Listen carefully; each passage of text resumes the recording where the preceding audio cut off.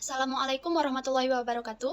Nama saya Anissa Rizky Sakina dari Prodi TBI semester 6 akan menjelaskan hasil program kerja saya yang berlokasikan Kelapa Pati Darat, Bengkalis, Riau.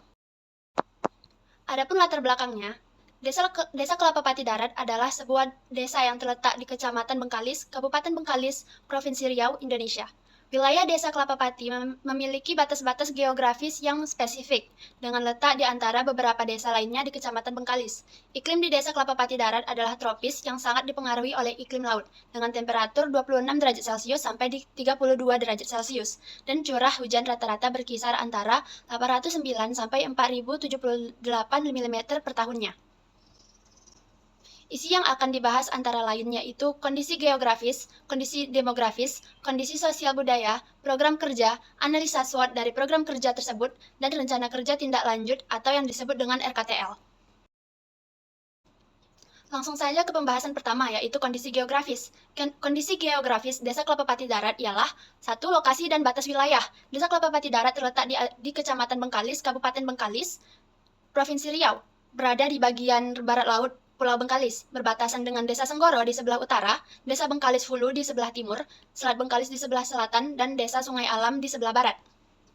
2. Topografi, dataran rendah dengan ketinggian rata-rata 2 meter di atas permukaan laut, dan iklim, tropis yang sangat dipengaruhi oleh iklim laut, dengan temperatur 26 derajat Celcius sampai 32 derajat Celcius, dan curah hujan rata-rata berkisar antara 809 sampai 4078 mm per tahunnya.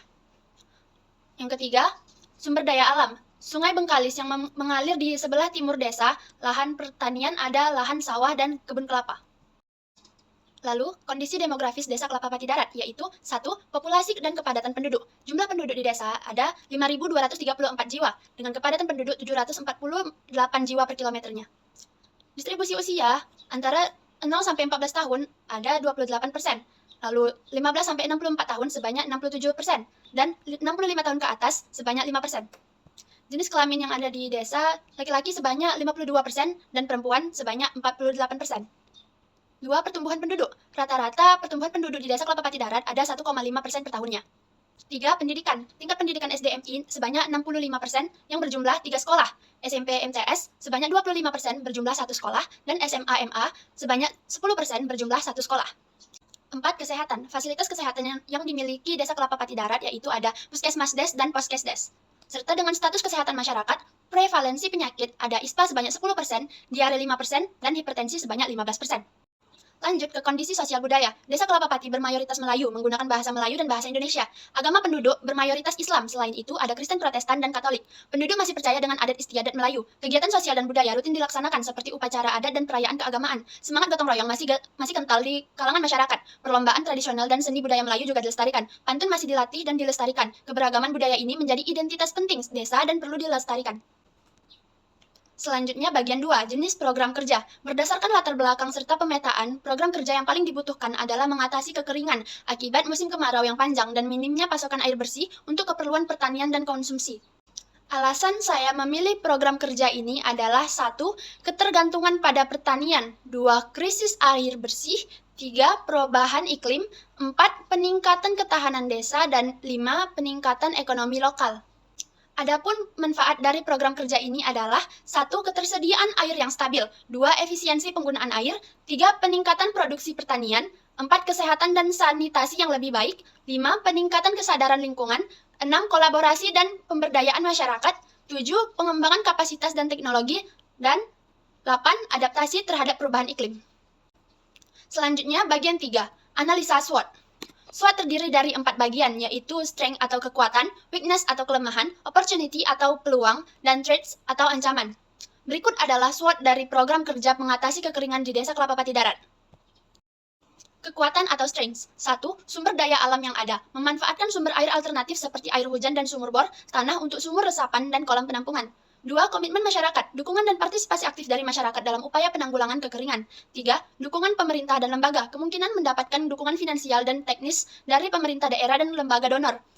4. Teknologi dan inovasi. Ketersediaan teknologi irigasi modern seperti irigasi tetes yang dapat meningkatkan efisiensi penggunaan air, inovasi dalam pengelolaan dan pengolahan air yang dapat diterapkan di desa. Lalu, kelemahan atau weakness. 1. Keterbatasan infrastruktur. Infrastruktur yang belum memadai dan kurangnya fasilitas pengolahan air bersih. 2. Keterbatasan sumber daya keuangan. 3. Keterbatasan pengetahuan dan keterampilan. Kurangnya pengetahuan dan keterampilan serta akses masyarakat dalam pengelolaan sumber daya air yang efisien. 4. Ketergantungan pada musim. Tingginya ketergantungan pada pola cuaca dan musim yang membuat program rentan terhadap perubahan iklim. Lalu peluang atau opportunities. 1. Peningkatan ketahanan air. Pengembangan sistem yang penyimpanan dan pengelolaan air yang lebih baik dapat meningkatkan ketahanan desa terhadap kekeringan. 2. Kolaborasi dengan lembaga eksternal. Peluang untuk bermitra dengan lembaga penelitian, LSM, dan organisasi internasional dalam upaya penanggulangan kekeringan. 3. Penerapan teknologi baru. Penerapan teknologi irigasi modern dan teknik pengolahan air dapat meningkatkan efisiensi dan efektivitas program. Dan keempat, pendidikan dan peningkatan kapasitas. Peluang untuk meningkatkan kapasitas masyarakat melalui program pelatihan dan penyuluhan.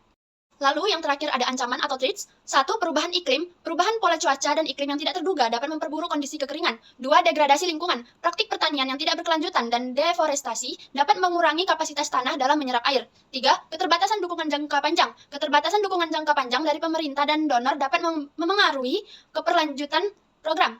4. Tantangan sosial dan ekonomi. Tantangan sosial dan ekonomi seperti kemiskinan dan rendahnya pendidikan dapat menghambat pelaksanaan program. Dengan analisis SWOT ini, Desa Kelapa Pati dapat lebih memahami kekuatan dan kelemahan yang dimiliki, serta peluang dan ancaman yang ada untuk merancang strategi yang efektif dalam mengatasi masalah kekeringan. Lalu bagian terakhir, hasil dari rencana kerja tindak lanjut program kerja mengatasi kekeringan di Desa Kelapa Pati Darat selama 30 hari. Hari pertama sampai hari 10 ada persiapan dan pemetaan, hari 11 sampai hari 20 ada pembangunan infrastruktur, dan hari 21 sampai hari 30 atau yang hari terakhir ada implementasi dan monitoring. Dengan rencana kerja ini diharapkan Desa Kelapa Pati Darat dapat mengatasi masalah kekeringan secara efektif dan berkelanjutan, memastikan pasokan air yang cukup untuk keperluan pertanian dan konsumsi masyarakat. Baiklah, itu saja yang dapat saya jelaskan mengenai hasil program kerja yang berlokasikan di Desa Kelapa Pati Darat, Bengkalis, Riau. Mohon maaf apabila ada kesalahan dalam menyampaikan informasi. Terima kasih. Wassalamualaikum warahmatullahi wabarakatuh.